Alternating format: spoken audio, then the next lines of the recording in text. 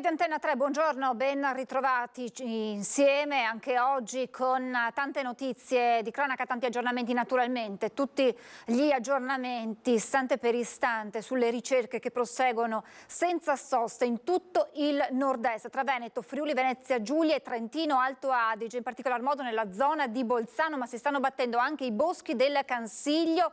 E notizia proprio di questi ultimi minuti, i vigili del fuoco sono impegnati scandagliando il fiume Brenta in zona Fossò. Stiamo parlando naturalmente di Giulia Cecchettin e dell'ex fidanzato Filippo Turetta, i due ex fidanzati di 22 anni di Vigonovo e di Torreglia, di cui non si hanno più notizie da sabato sera. Sono ore di angoscia naturalmente tra le famiglie dei due ragazzi. È stata annunciata una conferenza stampa unita insieme delle due famiglie e la seguiremo naturalmente in diretta, ma vado subito dalla nostra Valentina Visentin a Torreglia, che è insieme ad un amico di Filippo. Buongiorno Valentina. Sì, buongiorno Francesca, noi siamo a Torreglia, fuori dall'abitazione dove vive la famiglia Turetta, che ovviamente non è in casa perché è nel veneziano in attesa della conferenza stampa che hai giustamente annunciato. Io sono con Luca, un amico di lunga data di Filippo, hanno fatto le scuole medie, anche il liceo assieme, quindi Luca conosce da tanto tempo Filippo, ovviamente come tutti noi è molto preoccupato e ne approfittiamo, Luca, per lanciare un messaggio a Filippo, se ci sta ascoltando. Spero che stia bene sia lui che Giulia, che non gli sia successo niente di male. Insomma, ci sono rimasto appena ho saputo la notizia. Io l'ho saputo domenica verso ora di pranzo e appunto speriamo che sia tutto bene, che li trovino presto, che ritornino a casa. Senti, Luca Filippo era un grande appassionato di trekking, le ricerche si stanno concentrando nei boschi del Cansiglio. Ti risulta che lui conoscesse quella zona? Che io sappia no, so che frequentava spesso qui i Colli Euganei, infatti appunto abitava qua in zona, abitava a Torreglia Alta e appunto spesso andava a camminare in queste zone. So che magari nel periodo estivo andava a camminare a volte sulle Dolomiti, era andato con la sua famiglia, penso sulle Tre Cime di Lavaredo, era andato appunto sulla zona di Cortina, però che io sappia zona del Cansiglio non era una zona che frequentava. Quando hai visto l'ultima volta Filippo e come l'hai visto? No, Filippo l'ho visto l'ultima volta circa 3 settimane fa, quando appunto ho fatto la mia festa di laurea, l'avevo invitato e lui è venuto, insomma era normale, non ho visto niente di strano, e lui era insomma come sempre sorridente, scherzoso, non ho notato niente di strano in lui.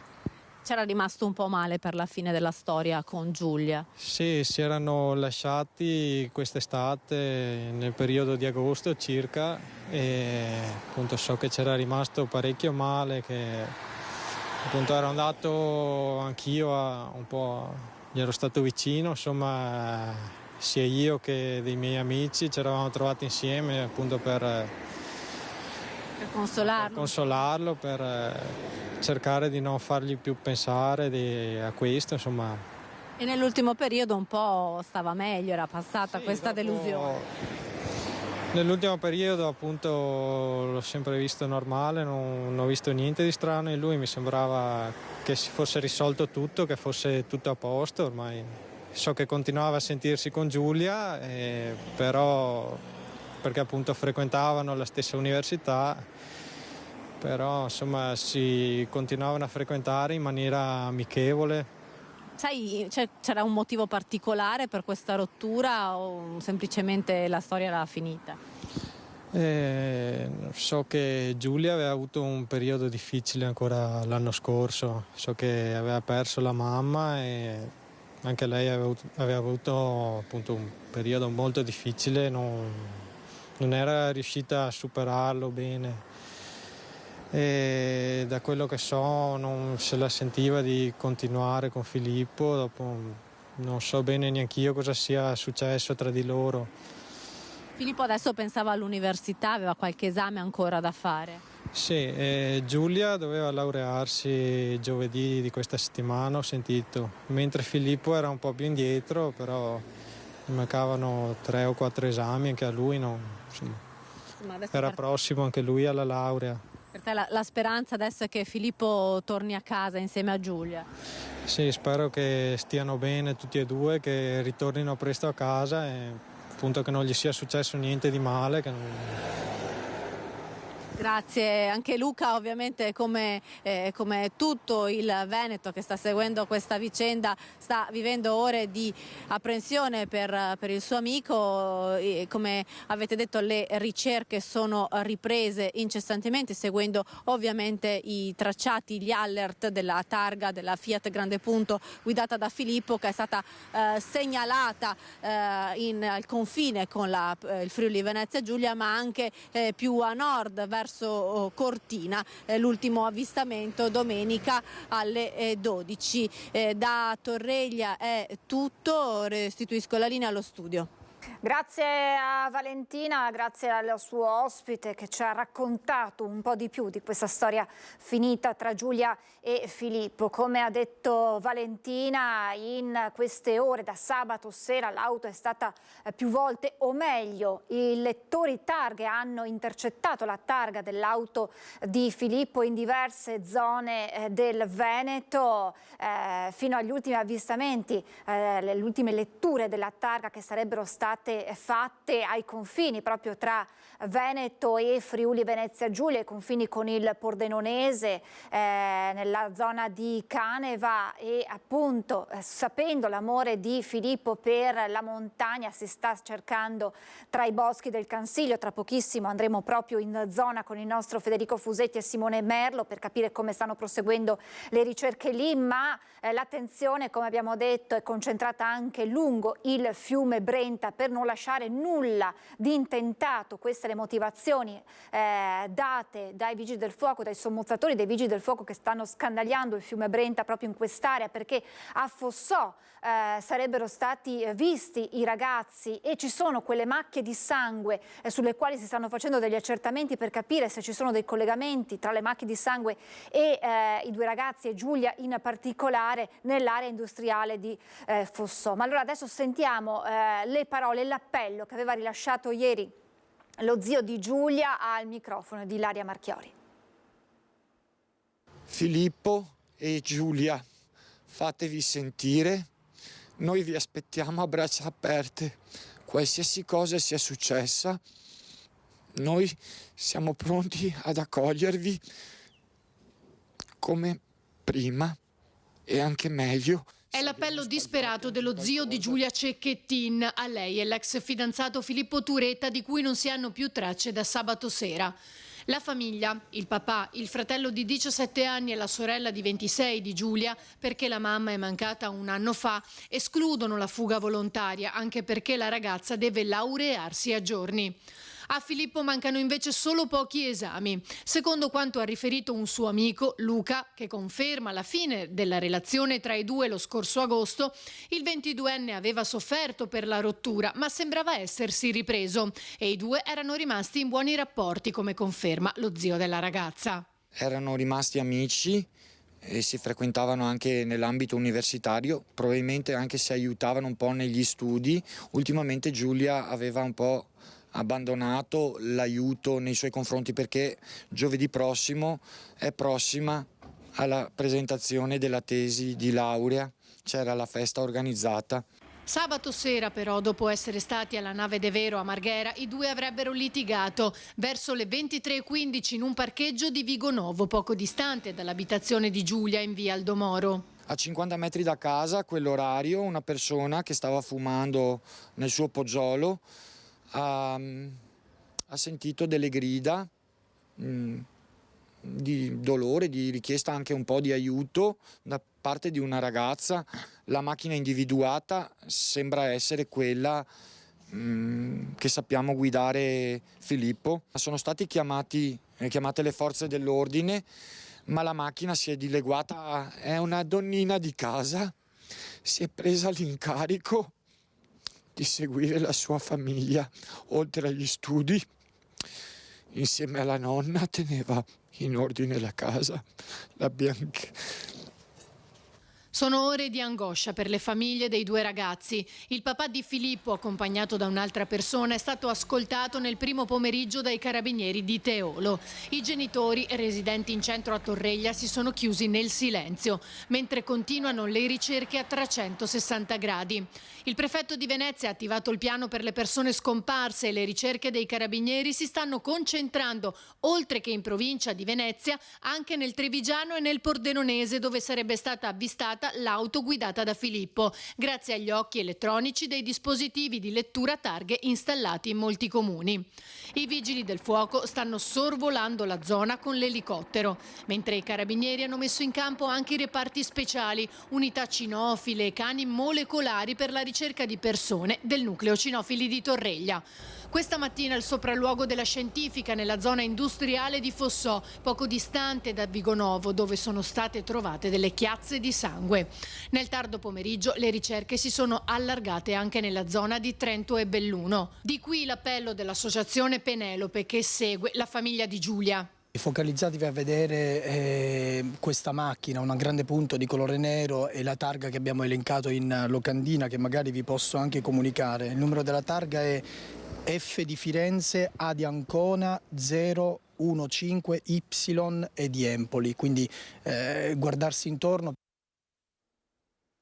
Dunque ci si concentra anche su queste macchie di sangue, le telecamere della zona potrebbero essere fondamentali per capire cosa sia effettivamente successo e se quelle macchie di sangue appartengano ai ragazzi, a Giulia in particolare. Allora andiamo proprio a Vigonovo con la nostra Ilaria Marchiori, perché lì a Vigonovo, Ilaria, potrebbe esserci la conferenza stampa delle famiglie di Giulia e Filippo. Buongiorno, buongiorno Ilaria, buongiorno anche a Sandro Ponchio.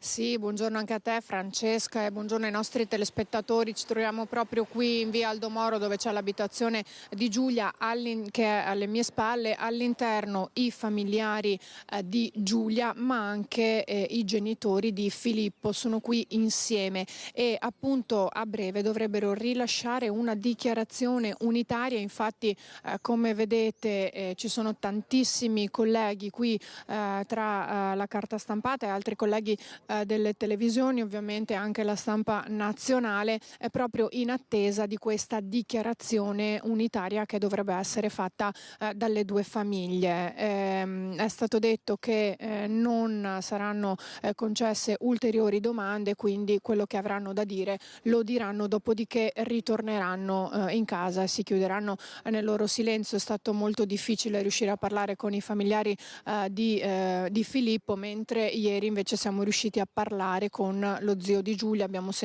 visto il servizio poco fa e poi avevamo sentito l'intervista integrale anche nel corso della nostra diretta giornaliera appunto di ieri, che appunto aveva deciso di parlare a nome della famiglia. Il papà è molto provato, anche perché un anno fa, come abbiamo sentito, è mancata la moglie, quindi la mamma di Giulia, e quindi è stato un anno davvero difficile e doloroso, e ora questo dolore che va ad aggiungersi ad altro dolore. Prima stavi parlando del giallo, delle macchie di sangue che sono state trovate qui nella zona industriale di Fossò, a poco distante da Vigonovo, una decina di minuti, però è importante dire che non è ancora stato confermato se possano appartenere a Filippo o Giulia.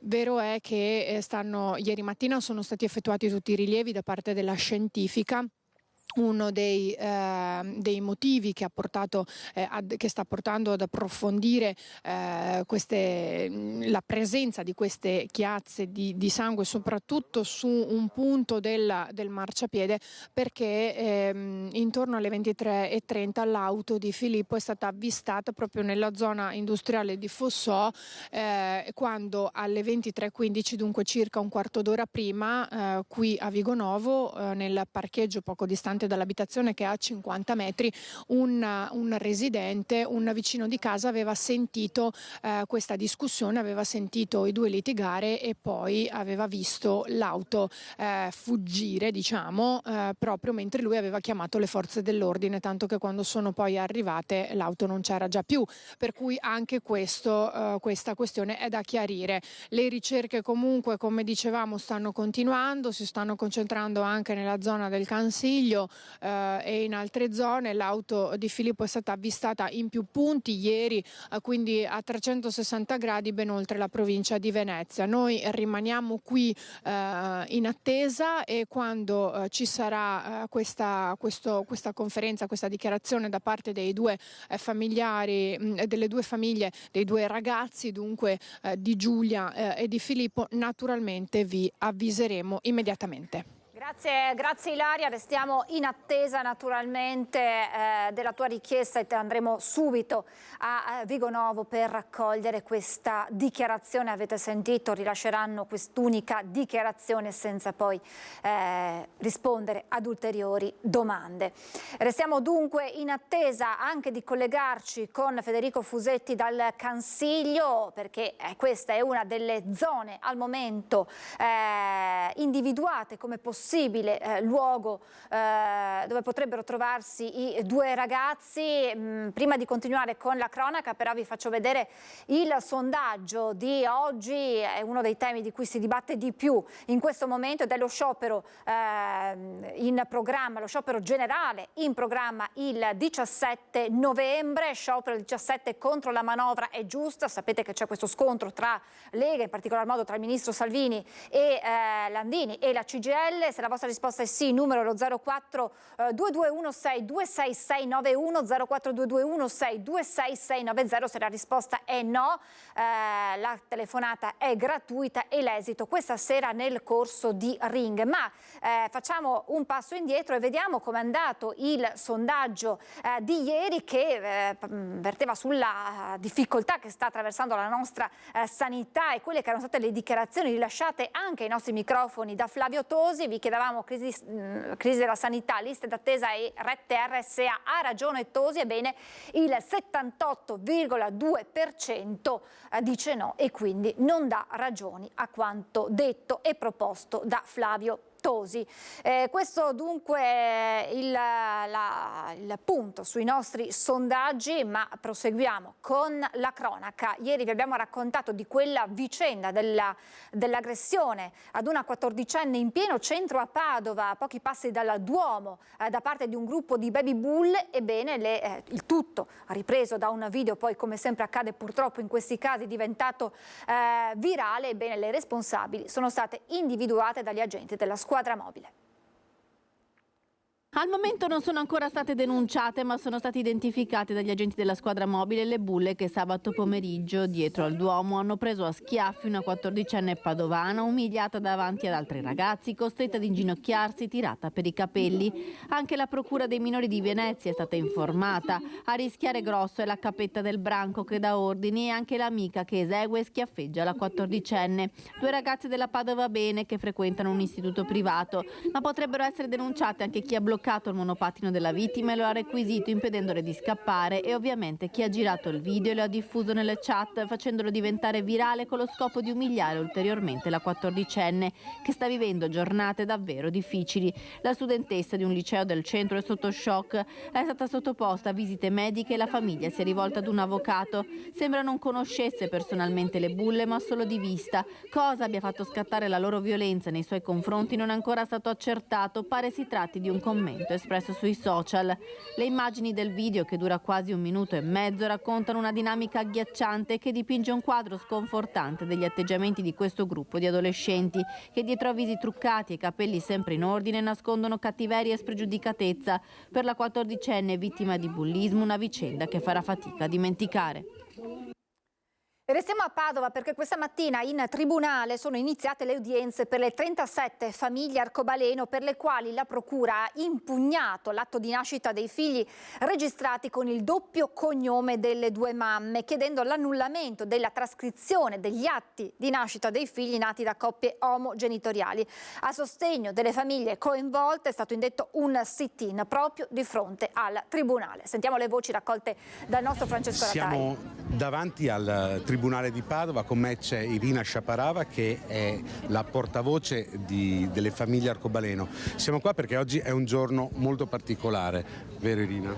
Assolutamente, noi siamo venuti per le famiglie, con le famiglie, per sostenerci, per sostenerli e soprattutto per far capire al mondo intero che la registrazione alla nascita che ha effettuato il sindaco di Padova Giordani, che ringraziamo tantissimo, dal 2017 ad oggi, è un atto doveroso verso il riconoscimento pieno della genitorialità, è un atto doveroso verso la protezione di un minorenne o una minorenne che nasce, e quando ci sono due genitori che hanno voluto il bambino o la bambina, ovviamente devono essere riconosciuti come tali e non può la procura procedere con una semplice cancellazione dell'identità del minore.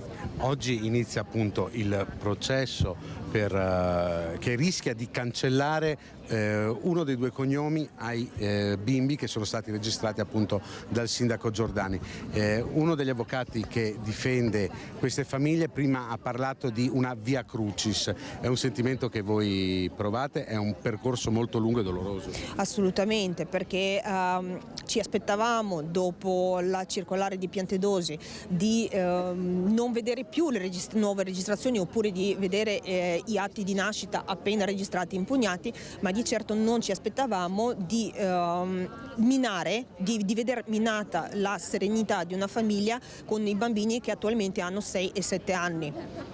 Ecco, oggi iniziano le udienze, ci saranno ogni martedì da qui al 22 di dicembre, la sentenza è prevista inevitabilmente per il 2024. Cosa vi augurate?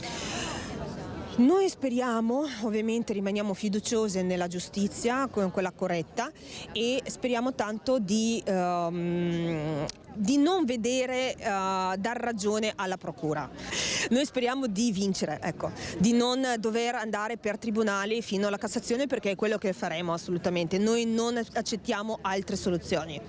Ecco, mi sembra molto chiara e molto decisa la posizione di queste 37 atti di nascita su 37 minori. Esatto, 37 minori che rischiano di essere cancellati. C'è stata appunto una manifestazione qua davanti al Tribunale, sono stati nominati tutti e 37 i bambini coinvolti in questa vicenda. Queste dunque le voci dal Tribunale di Padova, ma torniamo alla scomparsa di Giulia e Filippo. Lo abbiamo detto, si cerca in tutto il nord-est, tra Veneto, Friuli e Trentino Alto Adige, particolarmente attenzionati i boschi del Cansiglio, ed è lì che si trovano il nostro Simone Merlo insieme a Federico Fusetti. Buongiorno Federico.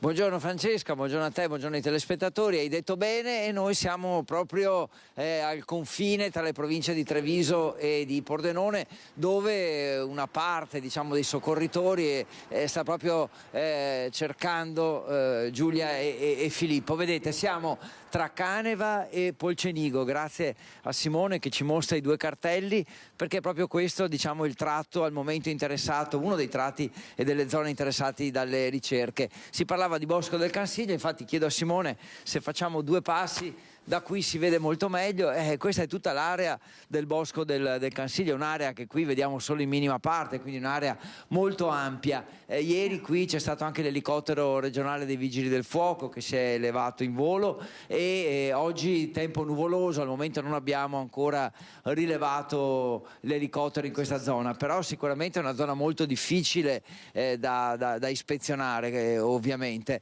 Perché qui? Perché con il sistema Targa System che ormai conosciamo, ne abbiamo sentito parlare molto anche in queste ultime ore, è stata rilevata la presenza, il passaggio della Fiat appunto di Filippo Turetta in questa zona. È un sistema che prevede delle telecamere, molti comuni le hanno, quando si entra, si attraversa il territorio del comune, il sistema rileva tutte le targhe, poi se si inserisce una targa specifica il sistema dice se è transitato in quel punto o meno, e quindi evidentemente sarebbe stato rilevato proprio il passaggio qui in questa zona. Ma perché diciamo che è difficile trovarlo? Chiedo a Simone, insomma ci siamo accorti che qui veramente è pieno, ci sono molte di queste stradine, vado avanti, ti faccio strada Simone, di queste stradine asfaltate ma anche non asfaltate come questa, che si addentrano nel bosco, basta fare pochi metri e si è veramente all'interno della boscaglia, del bosco. Qui sono le propaggini del Bosco del Cansiglio e guardate, abbiamo fatto una trentina di metri e già quanti arbusti, quanti alberi coprono la visuale anche probabilmente dall'alto, come nel caso di ieri quando c'è stato il sorvolo dell'elicottero. Guardate, un'auto qui potrebbe tranquillamente passare inosservata, riuscire a rimanere nascosta anche ai controlli questa è una delle ipotesi, i controlli dell'elicottero è una delle ipotesi che facciamo, ma che insomma venendo qui sul posto e osservando in effetti ci sembra ancora più possibile. Tra l'altro non solo qui, ma un'altra zona in cui si stanno intensificando le ricerche è quella al confine in pratica tra la provincia di Belluno e l'Austria, quindi parliamo di San Candido e di Dobbiaco, e quindi tutta quell'area lì dopo il Cadore che evidentemente ha avuto anche lì ha visto il passaggio dell'auto di Filippo Turetta. Almeno queste sono le notizie che abbiamo. C'è anche molto riservo da parte degli investigatori, proprio perché insomma evidentemente si cerca di non agitare troppo le acque e fare delle ricerche mirate nei posti in cui c'è stato il passaggio dell'auto. Francesca, a te. Grazie davvero Federico, e naturalmente anche da parte vostra dovessero esserci novità chiedeteci la linea in qualsiasi momento. Noi adesso ci fermiamo per la pubblicità, grazie a Federico, grazie a Simone Merlo, noi ci fermiamo per la pubblicità e poi torniamo, parleremo di agricoltura, ma parleremo di cronaca, naturalmente pronti ad andare a Vigonovo per questa dichiarazione delle famiglie di Giulia e Filippo. Restate con noi, a tra poco.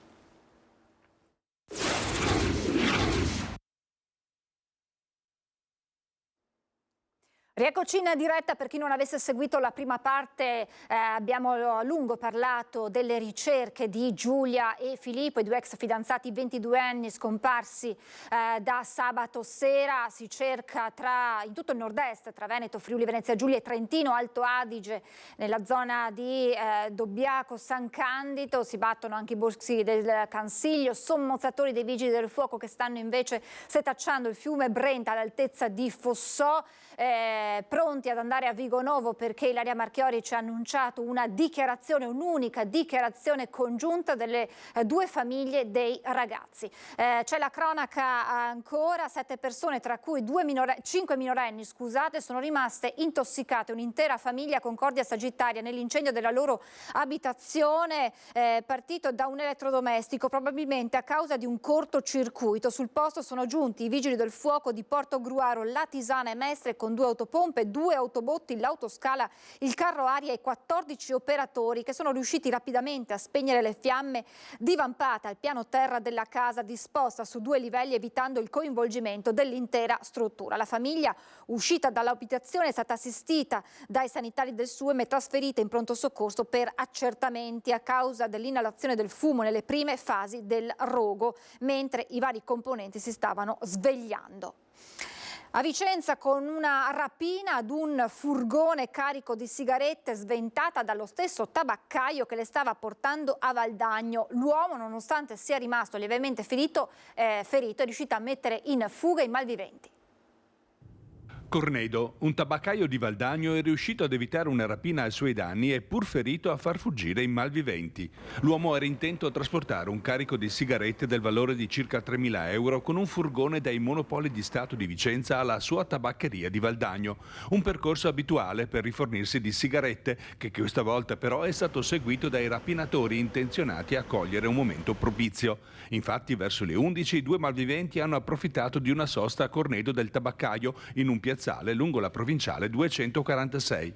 L'uomo aveva parcheggiato allontanandosi dal veicolo per effettuare una commissione. I due hanno quindi forzato il portellone del furgone impossessandosi dello scatolone delle sigarette.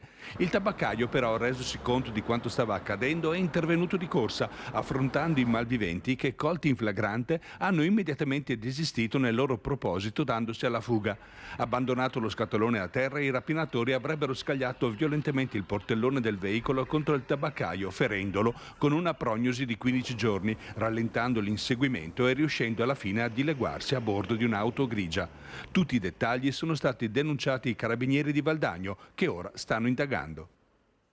E purtroppo drammatico epilogo nelle ricerche del cacciatore 65enne disperso da domenica nella zona di Limana, nel Bellunese. È stato localizzato questa mattina dall'elicottero dei Vigili del Fuoco del reparto volo di Venezia il corpo senza vita dell'uomo. A recuperarlo in acqua su un'ansa del Piave ci hanno pensato i sommozzatori del nucleo regionale del Veneto e i soccorritori fluviali del comando di Belluno. Sul posto anche l'unità di comando locale, il nucleo del sistema aeromobili a pilotaggio remoto e squadre speleo alpine fluviali.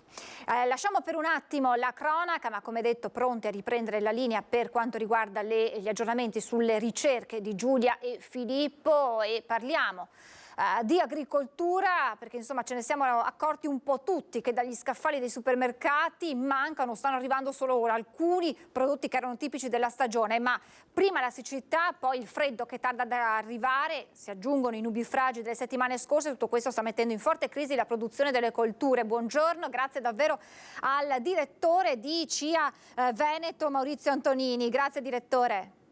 Grazie a lei e buongiorno ai telespettatori. Allora direttore, facciamo subito il punto, il quadro della situazione. Prodotti tipici di questa stagione, siamo ormai a metà novembre, e che cosa sta accadendo alle produzioni, mettendo insieme tutti quegli elementi meteorologici che ho elencato pochi istanti fa?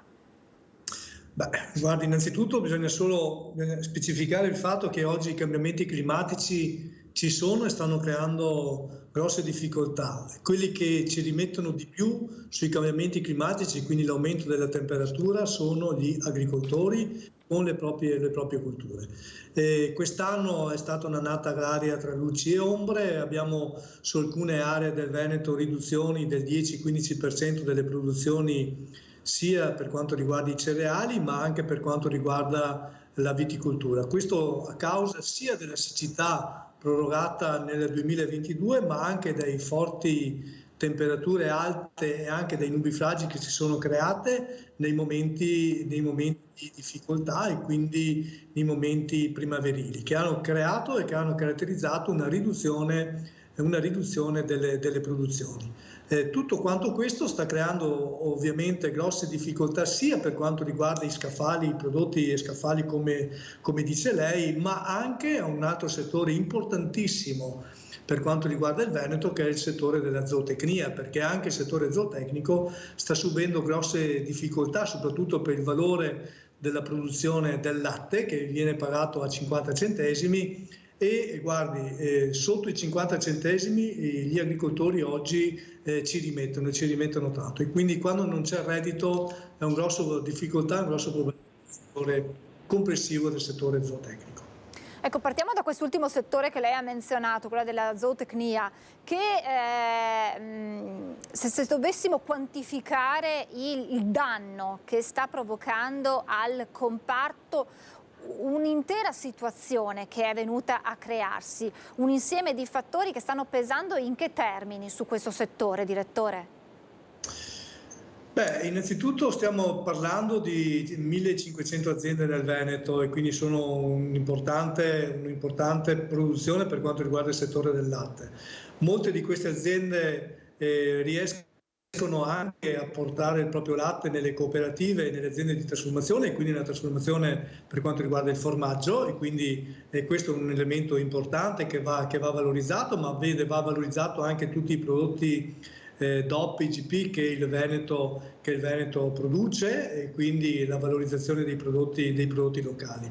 È un comparto che oggi è in grosse difficoltà, perché se si parla del fatto che per produrre un litro di latte si spende mediamente 52-53 centesimi, oggi molto spesso ai nostri allevatori viene pagato sotto i 50 centesimi, quindi con riduzioni importanti. Però vede, nel momento in cui c'è una riduzione di questo tipo, la domanda che noi dobbiamo farci è: per quanto tempo ancora le aziende zootecniche, ma le aziende in generale, possono resistere alla redditività inferiore rispetto ai costi di produzione? Perché il punto è proprio questo: se oggi nel Veneto stiamo subendo anche nel Veneto una riduzione delle aziende agricole, ricordo che 10 anni fa erano circa 85.000 e oggi si attestano a 67.000 aziende nel Veneto, è un problema, perché le aziende agricole, oltre a produrre, sono anche i custodi del territorio, sono le aziende che permettono di avere ambiente, di avere anche tipicità della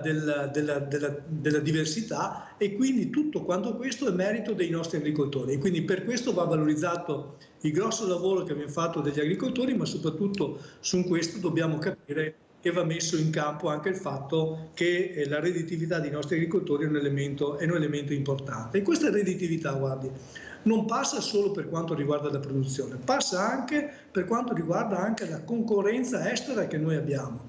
Noi viviamo in Europa e quindi è importante che su questo ci sia anche una reciprocità delle regole commerciali, cose che oggi in parte non funziona così, e quindi noi importiamo prodotti che non hanno le stesse regole dei nostri agricoltori che producono i nostri prodotti. Quindi ecco, anche questo è un altro aspetto importante che va ribadito e va messo con forza, e quindi oggi tutti noi dobbiamo valorizzare tutto questo.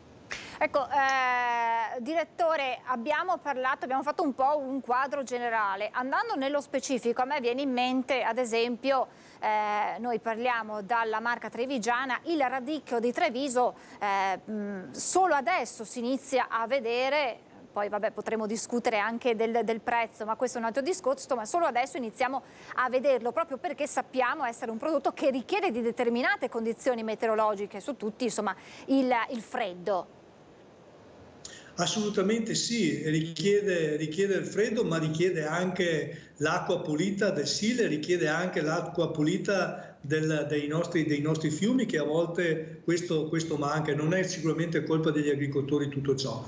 E i cambiamenti climatici, come è già stato detto, gli agricoltori ne stanno subendo, e quindi vede, ne discutevamo qualche tempo fa insieme con CIA, insieme con altri del settore, sulla diversità dei cambiamenti climatici e cosa questi possono comportare anche non nell'immediato ma nel lungo termine. Probabilmente nel lungo termine l'aumento della temperatura potrebbe creare il fatto che non ci sarà più il radicchio di Treviso, ecco perché il radicchio di Treviso è una di quelle colture che necessita del freddo per avere la sua capacità organolettica poi importante come attività. E guardi, sul radicchio di Treviso va fatto una grossa plauso ai nostri agricoltori che con passione e con determinazione lo stanno coltivando, lo stanno anche proponendo nelle tavole, ma soprattutto per la valorizzazione del radicchio stesso.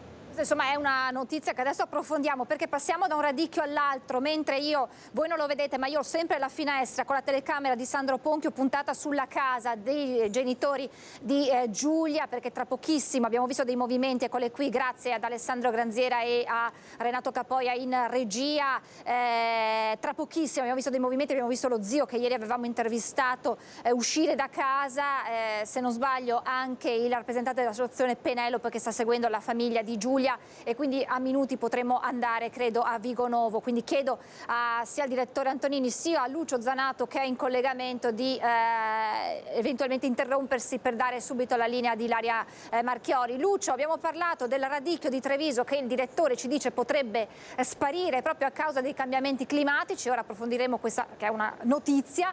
E Lucio, passiamo al radicchio invece di Chioggia, che rimane invece uno dei prodotti più IGP più copiati al mondo. Buongiorno a Lucio Zanato e a Nicoletta Rizzetto. Buongiorno ai telespettatori, buongiorno a te Francesca, buongiorno al direttore Antonini. Sono al mercato ittico di Chioggia. Perché? Beh, intanto perché stiamo registrando una puntata di agricoltura dedicata a Chioggia, dedicata al tema del granchio blu e dedicata anche, come hai detto giustamente tu, al radicchio più copiato al mondo, perché il radicchio di Chioggia è il più copiato al mondo, oltre che essere quello che fornisce sostanzialmente metà della produzione del radicchio italiano. Pensa Francesca che si parla di 60.000 tonnellate all'anno, 30.000 solo nella provincia di Venezia, e noi siamo qui proprio per parlare del radicchio di Chioggia, ma anche per parlare del granchio blu, perché l'altra notizia che vi do oggi, che è venuta fuori oggi, è sostanzialmente che sono arrivati 2,9 milioni di euro da parte del governo per opere di eradicazione e smaltimento del granchio blu. Tra l'altro un tema che proprio il direttore Antonini abbiamo seguito assieme nel convegno che è stato fatto e organizzato proprio dalla CIA a Porto Viro qualche settimana fa, di cui abbiamo raccontato con una delle puntate di agricoltura. Però visto che il direttore Antonini aveva lanciato l'idea della sparizione del radicchio rosso, io naturalmente gli lancio due frecciatine. La prima è quella del miglioramento e dell'incrocio, perché adesso noi cominciamo a avere comunque il radicchio rosso precoce, bianco, croccante, eppure non c'è non c'è stato l'imbiancatura. E la seconda cosa, più di qualche produttore ci dice, il radicchio non sarà più di Treviso, ma sarà magari di Timisoara, perché abbiamo esportato la produzione del radicchio, che poi arriva qui, viene imbiancato e messo sui nostri banconi. Sentiamo cosa ne dice il direttore. Direttore, è riuscito a sentire questa che insomma più che una provocazione suona come qualcosa che mette un po' tutti in allarme? Davvero avremo il radicchio di Timisoara? Ma Lucio lo sa perfettamente, perché lo affrontiamo sempre anche con lui e con altri la situazione oggi dell'agricoltura italiana, ma soprattutto dell'agricoltura.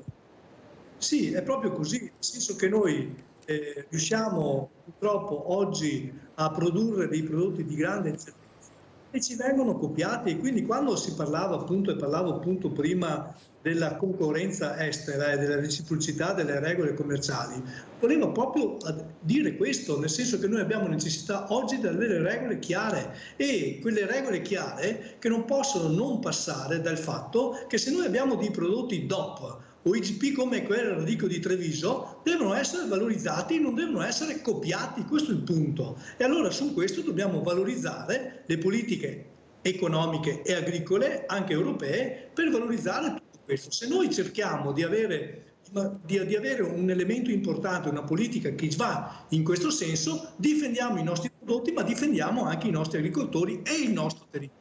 Questo è il punto di svolta che noi oggi dobbiamo valorizzare e dobbiamo sempre di più cercare di portare a casa come Stato italiano, e come anche valorizzazione delle politiche agricole europee. Lucio, intanto sei stato raggiunto da un ospite, presentacelo. Mauro Mantovan, che oltre al responsabile della CIA di Chioggia è anche il responsabile veneto di Pescagri, che è diciamo così l'organismo della CIA che si interessa dei pescatori della pesca. Segretario, cominciamo con la storia del granchio blu. Abbiamo già annunciato questo contributo, ma qui è un guaio, soprattutto per quanto riguarda la pesca. Si parla che diciamo così, nelle zone dove viene coltivata la vongola siamo a zero, Scardovari a zero, e anche fuori di qua siamo a zero. E la prossima stagione come sarà? Andremo a prendere le vongole in Croazia?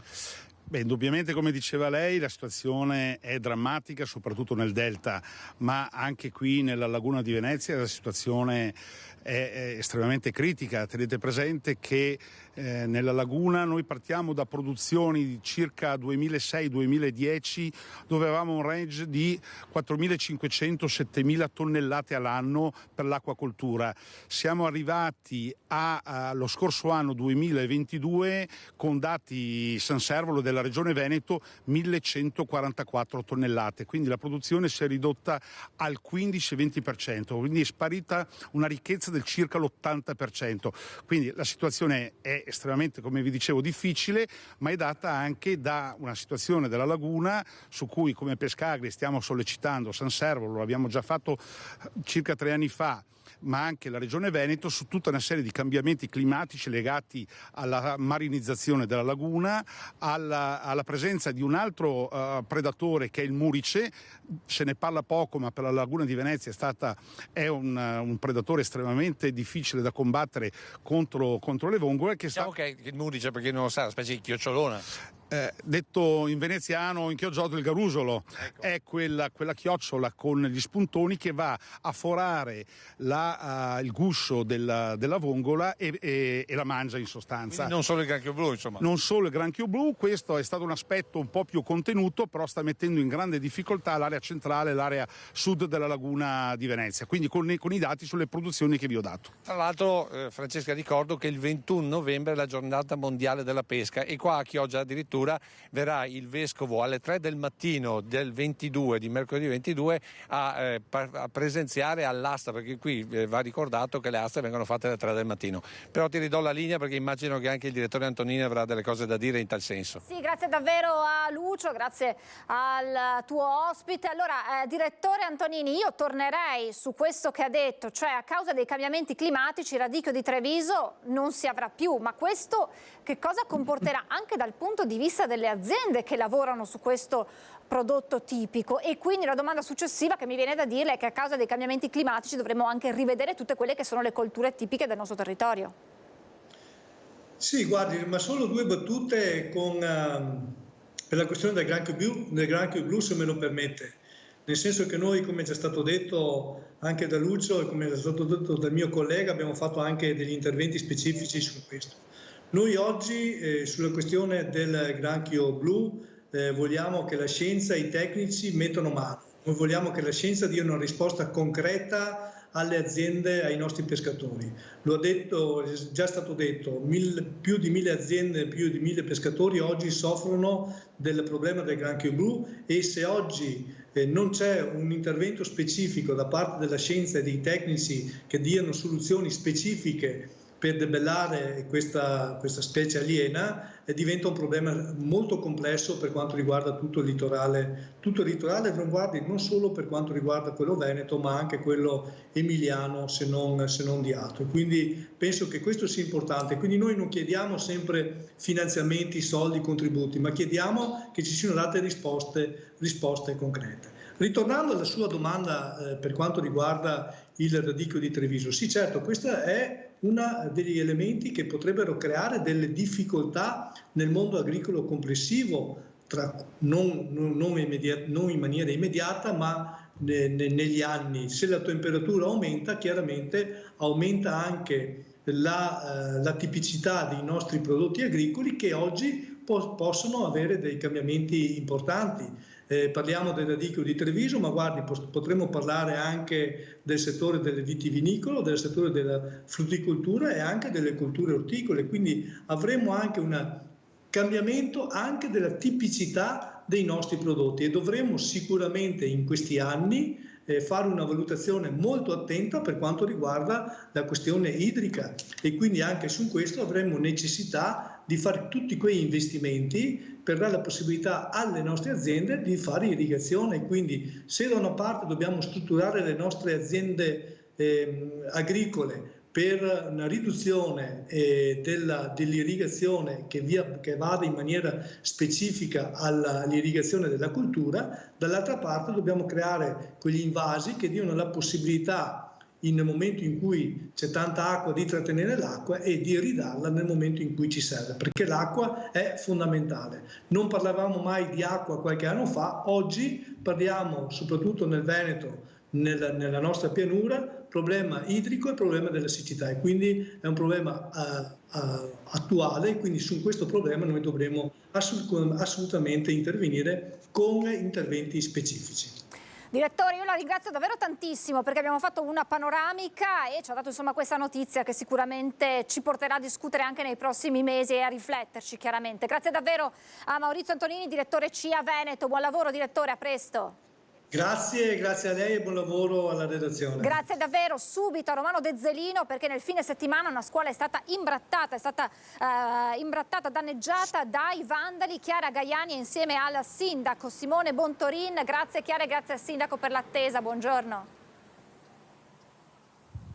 Francesca, buongiorno a te e anche ai telespettatori. Siamo con il collega Alessandro Costacurta proprio davanti alla scuola. In realtà i danneggiamenti sono stati fatti in tutta l'area esterna, danneggiamenti che sono stati notati, pensate, domenica pomeriggio da cittadini attenti che hanno fatto subito il numero del sindaco, che ovviamente è operativo anche di domenica pomeriggio. Sì, buongiorno. La famosa cittadinanza attiva si è rivelata utile in questo scopo, nel senso che dei cittadini, dei passanti, hanno notato del disordine all'esterno della scuola, mi hanno contattato, ho chiesto al dirigente scolastico di poter mandare un collaboratore a verificare e da lì nel pomeriggio di domenica abbiamo scoperto quel disastro che era stato fatto nella notte tra sabato e domenica e di conseguenza da lì è partito tutto l'iter anche con la comunicazione social che ho fatto congiuntamente al preside per stigmatizzare l'evento, ma soprattutto per chiedere e comunicare ai genitori tutto quello che era successo e dire che la mattina successiva avrebbero trovato del disordine a scuola. La scuola in realtà però insomma era assolutamente ovviamente praticabile per i ragazzi, resta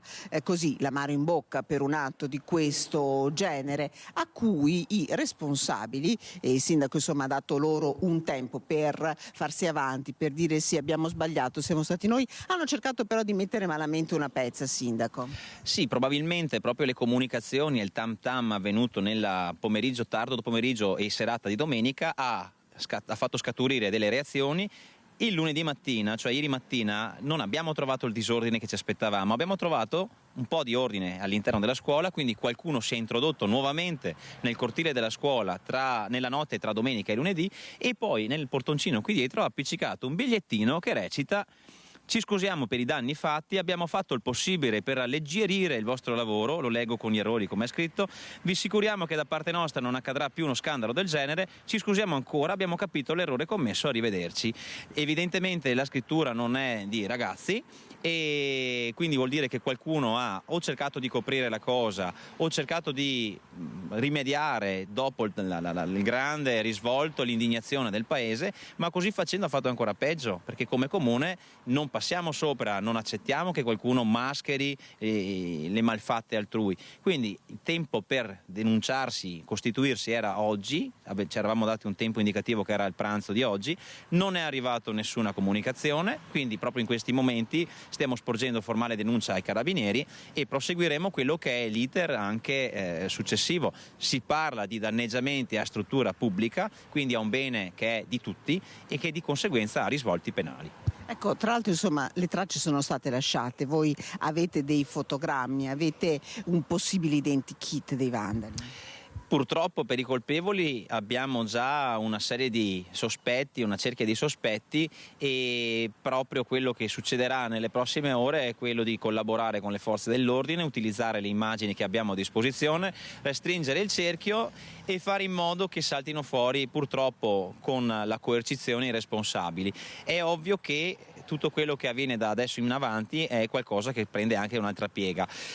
Tutto quello che ci sentiamo, che mi sento di dire, ma che con il dirigente scolastico abbiamo sottolineato in questi giorni, è l'aspetto educativo e pedagogico che deve avere un'azione del genere. Quindi nessuna azione che vedrà mettere in pasto ai social nomi e cognomi, quanto piuttosto un'azione puntuale e che avrà i propri risvolti sanzionatori e altro, per cui così proseguiremo. Ecco, ricordiamo insomma che davvero il bene pubblico per cui si spendono tanti soldi che in fondo sono soldi di tutti, vanno preservati, vanno lasciati ai ragazzi per poter studiare, per poter divertirsi. Allora ringrazio il sindaco Simone Bontorini, il sindaco di Romano De Zelino, ringrazio il collega Alessandro Costacurta per la collaborazione tecnica. Da Romano De Zelino restituisco la linea allo studio. Grazie davvero Chiara, grazie ad Alessandro Costacurta e grazie naturalmente alla sindaco Bontorin per la disponibilità. Noi continuiamo a monitorare nella nostra finestra la situazione di fronte a casa di Giulia. A brevissimo questa dichiarazione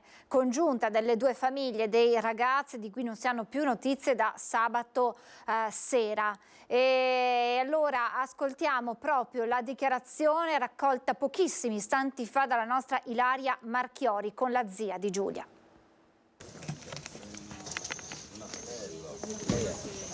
Ha detto niente da dirvi più di quello che vi ho già detto. Lei ha fatto un appello nei confronti di Filippo. Controlla che sia acceso. Mi sento circondata. No, sto andando a casa, sto andando dai miei genitori che sono molto anziani e hanno bisogno del nostro sostegno, quindi grazie per quello che state facendo. E gli appelli li abbiamo già fatti e continuate a riproporli. Soprattutto aspettiamo i ragazzi e siamo molto fiduciosi nelle ricerche di tutte le istituzioni a questo punto e chiediamo l'aiuto di tutti i cittadini che potessero in qualche modo vedere questi ragazzi, di non temere di fare alcuna segnalazione e quindi insomma di aiutarci a trovarli. A Filippo e Giulia, se ci stanno ascoltando e se ci sentono, chiediamo di contattare i genitori di Filippo oppure mio cognato. Noi ce li andiamo a prendere, di non aver paura, che comunque insomma noi li stiamo aspettando e abbiamo tanta voglia di riabbracciarli. Qualsiasi cosa è successo, non è successo niente, insomma siamo pronti qui. Siamo pronti ad aiutarli. Grazie, arrivederci. Grazie Elena, grazie mille. Scusi, mi ripete il suo nome? Siamo Elisa. Elisa Camerotto. La sorella di Andrea. Sì. La zia. Elisa Camerotto, questo è il nome della zia di Giulia e questo è l'ennesimo appello a chiunque li veda, ma soprattutto l'appello rivolto ai due ragazzi perché ritornino, perché diano loro notizie. Si continua a cercarli, si continua a monitorare la situazione, la stiamo monitorando anche noi. Abbiamo visto uscire da casa, se non sbaglio, lo zio di Giulia che avevamo ieri al microfono, ma adesso dovremo a brevissimo collegarci con Ilaria. Proviamo a vedere la situazione, se mi mettete la finestra dalla regia. Ecco, qui vediamo tutte le telecamere schierate di fronte alla casa di Giulia. Abbiamo visto, se non sbaglio, il rappresentante dell'associazione Penelope che segue la famiglia di Giulia. Probabilmente potremmo essere, e ce lo conferma, me lo conferma in tempo reale Ilaria, dovrebbero arrivare i familiari di Filippo e di Giulia. Lo ricordiamo in questa dichiarazione congiunta, un'unica dichiarazione che rilasceranno. Ora capiremo chi la rilascerà, se la rilascerà un componente della famiglia o proprio il responsabile dell'associazione Penelope, e poi rientreranno in casa, quindi non sarà data possibilità alle famiglie, ai giornalisti di fare loro domande. Sta comunicando Ilaria che stanno rientrando il papà e la sorella, presumo il papà e la sorella di Giulia. Sappiamo che Giulia aveva perso la mamma, lo ha detto anche Luca, amico di Filippo, intervistato da Valentina Visentina in apertura della nostra diretta. Un lutto che aveva profondamente toccato, che aveva toccato Giulia e dal quale si stava facendo fatica a riprendersi. E quindi il papà e la sorella di Giulia stanno rientrando ora dalla caserma dei Carabinieri, quindi molto probabilmente si attenderà il loro rientro per questa dichiarazione.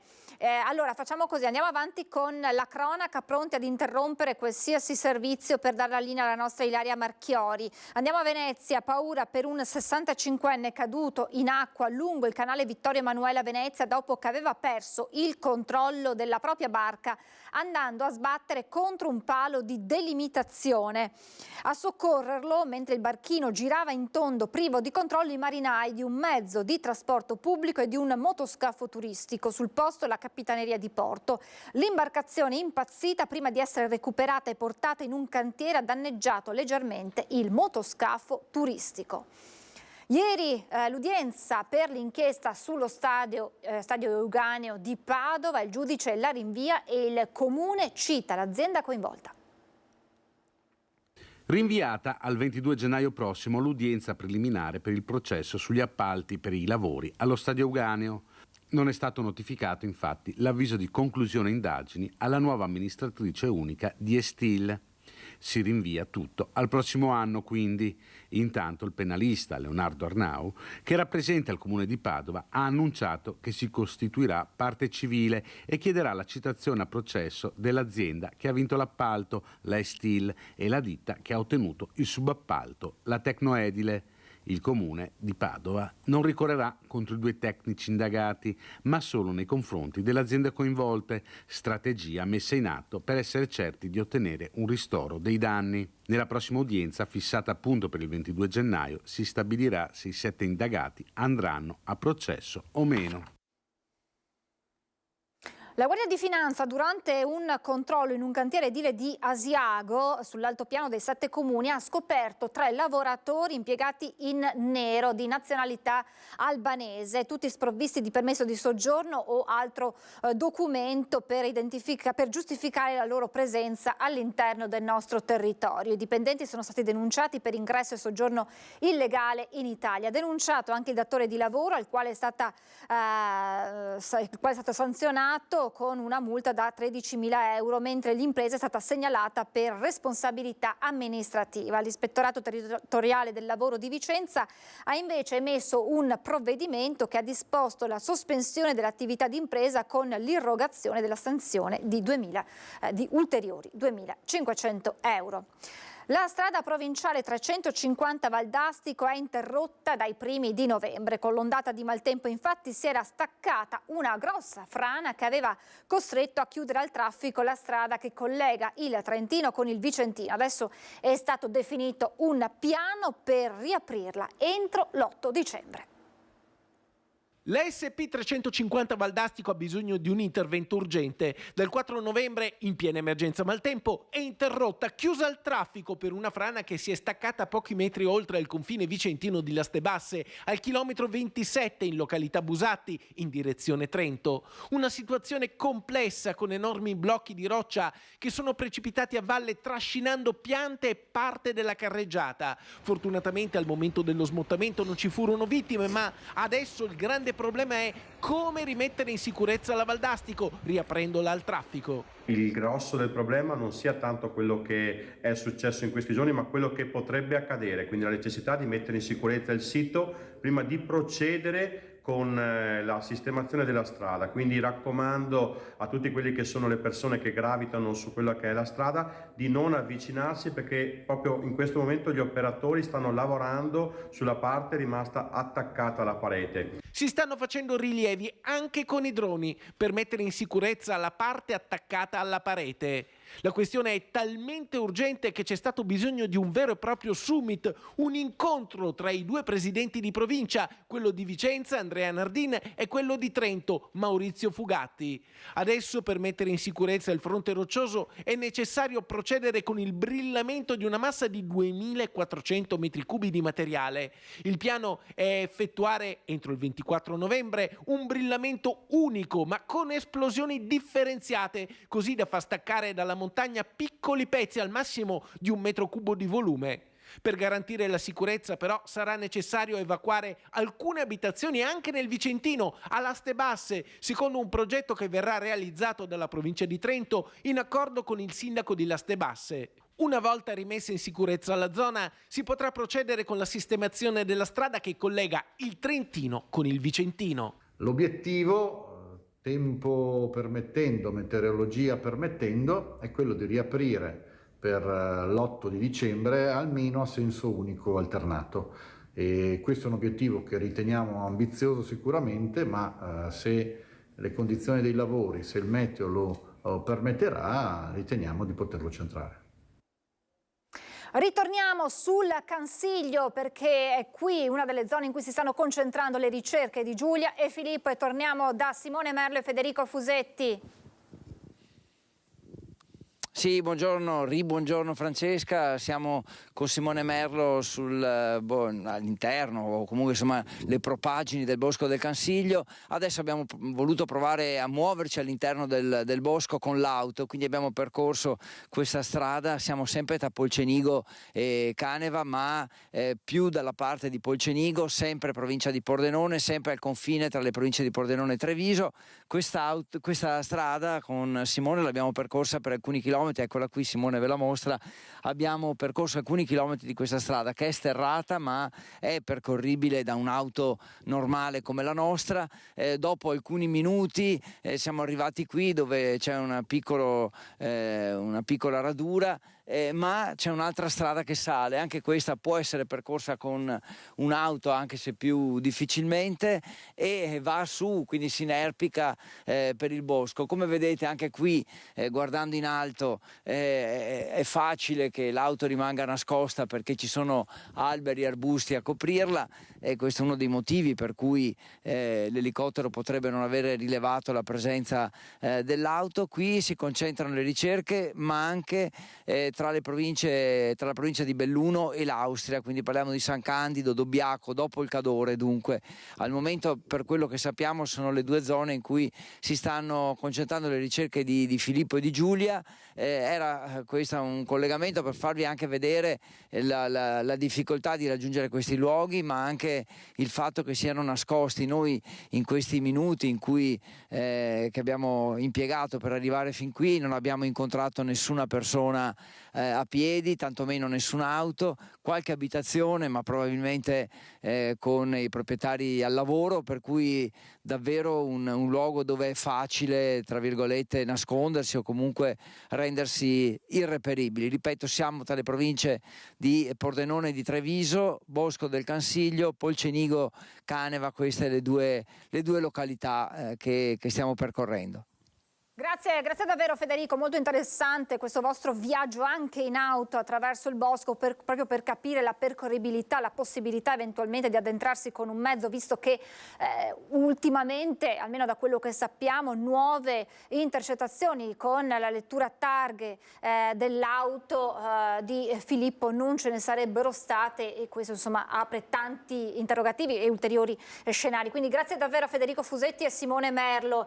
Intanto noi restiamo sempre, se Alessandro Granziera e Renato Capoia ci fanno vedere, ecco qui, vediamo Ilaria Marchiori insieme ai tantissimi colleghi, fotografi, operatori, giornalisti in attesa fuori dall'abitazione di Giulia. Dovrebbero mancare pochi istanti, almeno dalle informazioni che abbiamo noi, per questa dichiarazione che le famiglie dei due ragazzi rilasceranno. Quest'unica dichiarazione, non sarà possibile far loro ulteriori domande. Cercheremo e capiremo, lo ricordiamo, l'abbiamo detto pochi istanti fa, che stanno rientrando lì a Vigonovo anche il papà e la sorella di Giulia, che sono stati ascoltati nella caserma dei carabinieri, quindi capiremo insomma se ci sono dalle loro parole ulteriori sviluppi. Chiaramente sono giorni, minuti di grande attesa, di grande angoscia e naturalmente anche di speranza, la speranza che abbiamo tutti noi che i ragazzi possano tornare a casa sani e salvi.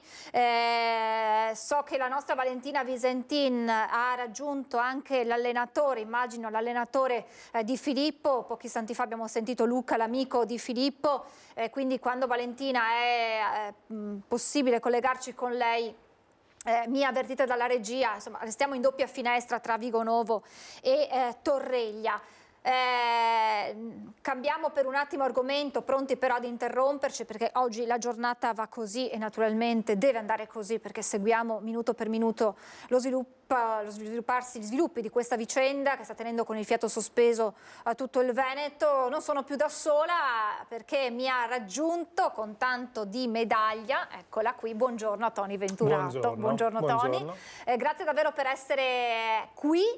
Tony che ha partecipato alla sua quarta me ne sono persa una, quarta maratona di New York. Tony è stato ospite spesso della nostra trasmissione, vittima di un incidente stradale diversi anni fa.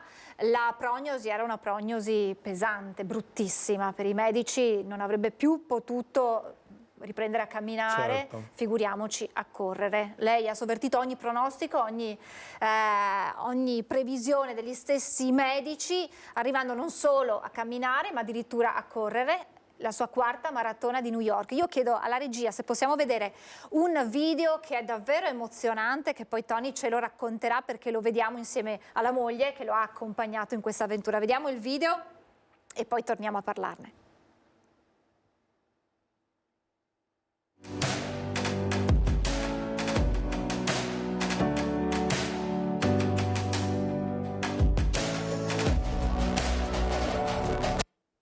Quel 5, quell'abbraccio e quel tricolore che vi tiene uniti, ma che ha aiutato Raffaella a farle attraversare, a farla arrivare al traguardo, perché ci sono stati dei momenti difficili. Ci sono stati momenti difficilissimi. Raffaella, un porto sicuro, che mi ha aiutato durante questi 42 chilometri, segnalandomi tutte le asperità del terreno, quindi pozzetti, buche, problemi sull'asfalto che potevano in qualche modo marcare la mia corsa e l'arrivo al traguardo dei 42 chilometri. È stata una corsa complicata anche perché poco prima del 30° chilometro ho perso completamente le gambe e lì Raffaella mi ha attirato, mi ha detto non si molla, si arriva. E poi quando abbiamo attraversato il Bronx abbiamo capito che ormai eravamo giunti quasi al termine della corsa. Ma è stata una corsa pesante, non sotto l'aspetto anche dello sforzo fisico, pesante soprattutto per tutti quei sentimenti, quelle emozioni vissute e per quelle aspettative che New York mi ha dato, perché tutto questo è partito molto prima, è partito addirittura a marzo con un invito particolare dagli organizzatori della maratona, un invito che non mi aspettavo, tant'è vero che io avevo pianificato un'altra gara che era quella di Venezia, la maratona di Venezia, quindi in 15 giorni ho corso due maratone e quella di Venezia tra l'altro ha chiuso un cerchio perché io nel 2012 ho fatto un incidente stradale mentre stavo preparando la maratona di Venezia e mia moglie ha voluto chiudere quel cerchio proprio con la maratona di Venezia, con la medaglia di Venezia, una medaglia che ho atteso per 11 anni e poi successivamente quella di New York. E abbiamo cercato con i medici, con preparatori e così via di fare in modo che la maratona di Venezia fosse un po' l'atto preparativo poi a questa sfida di New York, a questa corsa di New York che come sempre è un qualche cosa che rimane nel cuore, nell'anima, più della medaglia, rimane cucita proprio nell'anima per sempre. Questa maratona rispetto alle altre tre, che significato ha, considerando che quel tricolore che vi ha consentito di tagliare il traguardo insieme è anche il tricolore che lei ha portato come portabandiera, che lei ha rappresentato l'Italia alla maratona di New York, un riconoscimento che ha un valore insomma non da poco. Sì, effettivamente, questa maratona ha un peso notevole, soprattutto per quel venerdì sera, i giorni prima della maratona di New York, dove ho potuto rappresentare tutti i podisti disabili italiani, cioè coloro che affrontano le avversità della vita ma che vogliono in qualche modo essere presenti anche a queste sfide quotidiane, sfide sportive. In quella sfilata eravamo tanti podisti amatoriali, c'erano dei spingitori, cioè quelle persone che spingono le carrozzine durante le corse, c'erano preparatori, c'erano atleti come me disabili, io sono un atleta disabile, ma persone soprattutto che avevano la volontà di riscattare, di portare a termine una gara che per loro significava molto. Il tricolore in questi giorni ha pesato tantissimo. Io lo porto sempre con me, tra l'altro nella mia borsa di lavoro.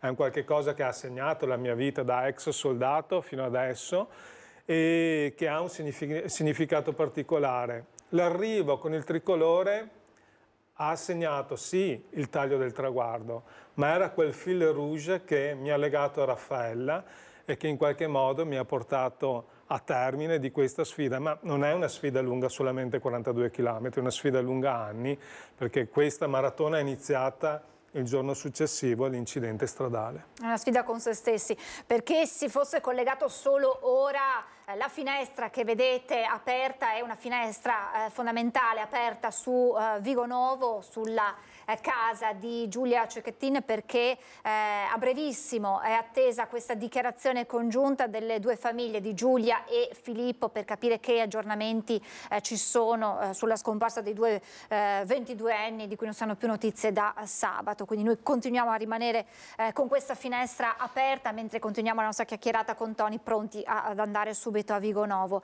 Tony, una sfida con se stessi che la Lega a doppio filo a New York, perché lì ha presentato il suo libro, eccolo qui, Never Give Up, dove racconta proprio il suo incidente, la sua ripresa, il ricovero, insomma questa sua seconda vita. E quindi New York in qualche modo è ormai la sua seconda casa, perché lì ha ottenuto dei riconoscimenti non da poco. Sì, New York, l'ho scritto anche in un post, è quasi la seconda casa, la considero tale. New York naturalmente sono allegato anche per una questione lavorativa, sono corrispondente per 2 testate newyorkesi e parlo dell'Italia cercando tra l'altro di trasmettere le bellezze dell'Italia ai newyorkesi e agli americani in generale. Ma a New York per me vuol dire anche rinascita, ma non solo per me. Quando si va a New York, soprattutto per correre la maratona, lo si fa spesso e volentieri con un obiettivo che potrebbe essere l'obiettivo del riscatto. Io ho conosciuto tantissime persone che hanno corso quest'anno a New York perché volevano assolutamente farlo in ricordo di una persona mancata, perché avevano attraversato dei momenti difficili nella loro vita. E correre la maratona di New York era un po' come mettere se stessi alla prova e riscattare proprio quel periodo. C'è da dire che New York poi è una città particolare, mi ha anche un po' coccolato il sindaco, gli organizzatori in qualche maniera mi hanno voluto lì. Poi tutto è nato da un articolo che ha fatto un collega qualche giorno prima della maratona, che è stato pubblicato sul New York Times, dove hanno descritto praticamente le mie vicende. Questo articolo è girato tra i vari colleghi anche delle redazioni televisive e il pubblico poi durante la maratona mi ha incitato dall'inizio alla fine veramente in un coro assordante che tuttora faccio ancora fatica a dimenticare. New York sia la seconda casa, però a me piace correre qui da noi. Mi piace correre sulla Restera, sul Montello, sul Grappa. Perché sono le strade che la preparano poi ai grandi appuntamenti. Allora noi ci fermiamo un minuto di pubblicità, pronti a tornare a parlare, a chiacchierare con Tony Venturato e pronti a darvi tutti gli aggiornamenti sulle ricerche di Giulia e Filippo tra pochissimo.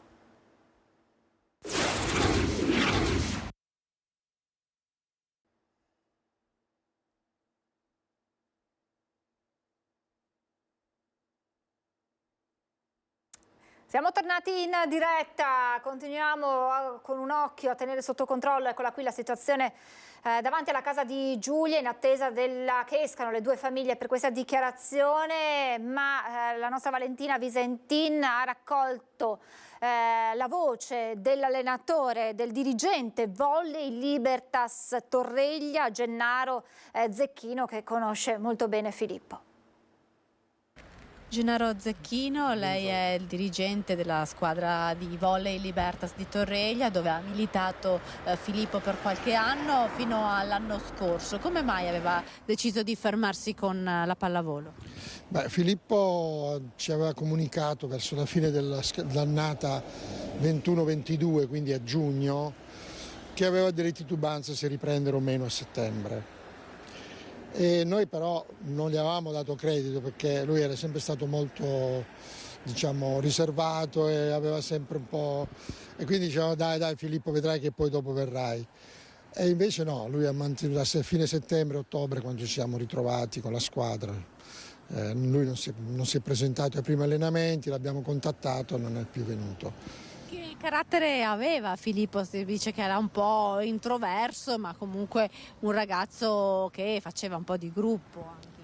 Sì, no, Filippo è stato con noi già da quando aveva 14-15 anni. Ha cominciato a fare sport con noi, praticamente prima non aveva mai fatto sport. E noi l'abbiamo sempre accolto molto bene, perché subito si è dimostrato un ragazzo molto attento, che aveva voglia di imparare, che aveva voglia di fare, e quindi ha seguito sempre molto attentamente le indicazioni dei vari allenatori che ha avuto nel tempo, anche se il costante allenatore è stato Luca Lazzaro si chiama, che l'ha seguito fino all'ultimo anno, insomma. Ed è diventato una colonna, insomma, della squadra, ha migliorato moltissimo, pure perché è alto, prestante fisicamente, insomma. Ed è sempre stato, perché per me è ancora con noi e spero sempre che torni.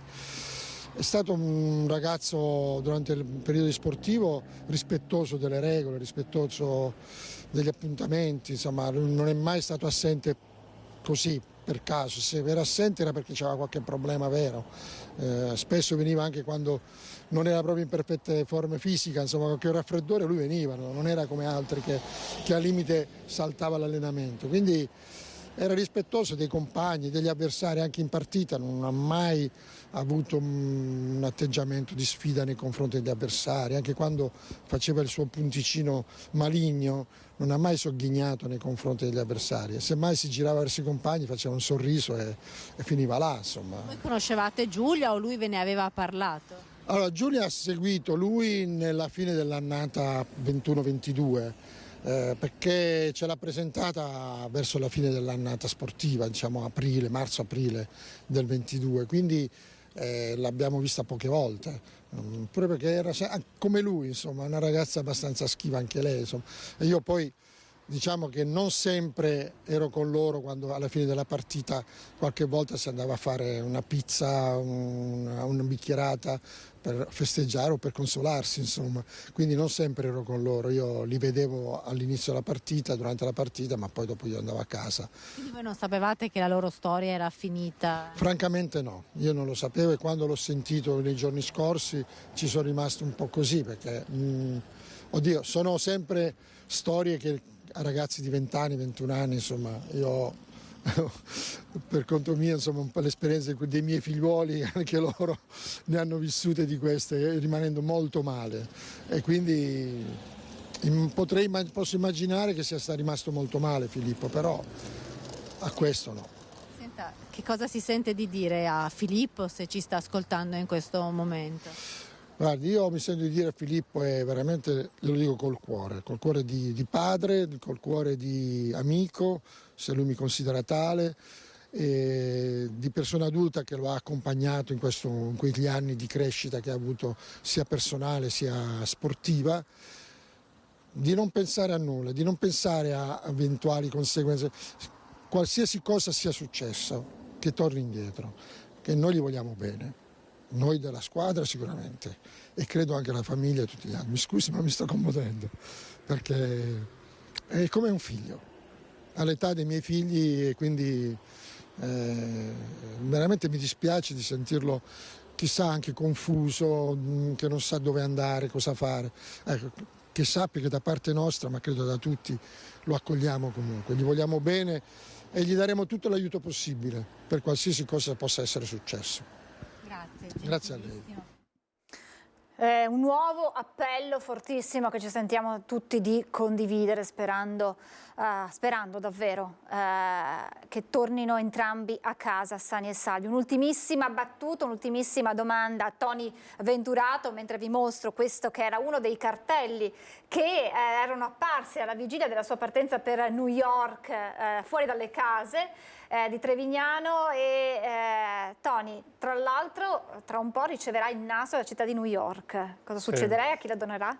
Allora il sindaco mi donerà tramite il console questo nastro, rappresenta praticamente il regalo che la città di New York fa verso di me per l'impegno profuso, ma soprattutto per l'impegno verso le persone che hanno dei problemi a New York. Lo donerò ad un'associazione particolare che si chiama Achilles, e questa associazione aiuta tutti gli atleti disabili a correre le maratone nel mondo, e sarà una sorta di lasciapassare per la maratona di New York per i prossimi anni. Se loro vorranno portare i loro atleti a New York avranno delle agevolazioni, una strada spianata, e mi sento proprio in dovere di darlo a loro.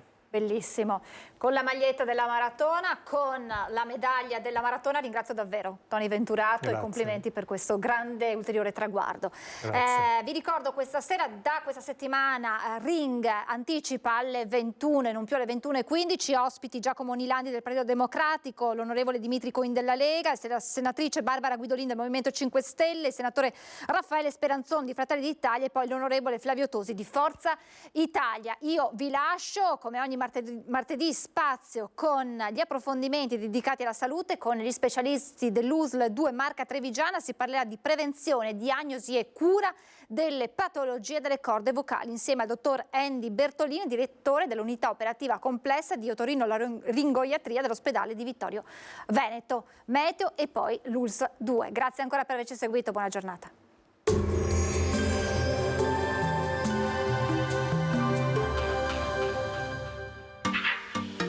Tremonti, attrezzature e materiale per saldatura professionale a Montebelluna. Bentrovati al meteo. L'alta pressione anche martedì 14 novembre assicurerà tempo stabile e soprattutto clima mite per il periodo.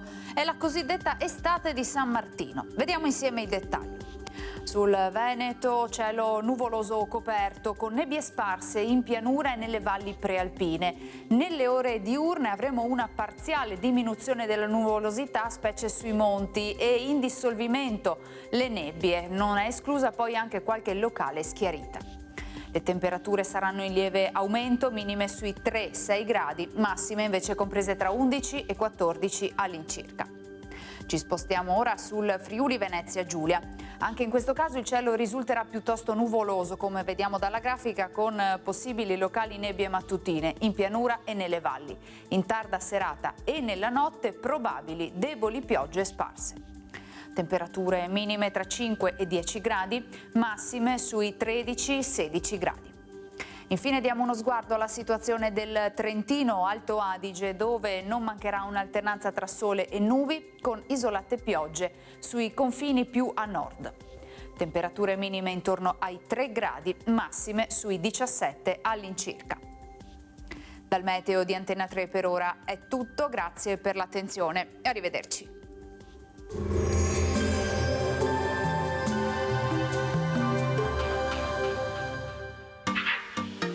Tremonti, attrezzature e materiale per saldatura professionale a Montebelluna.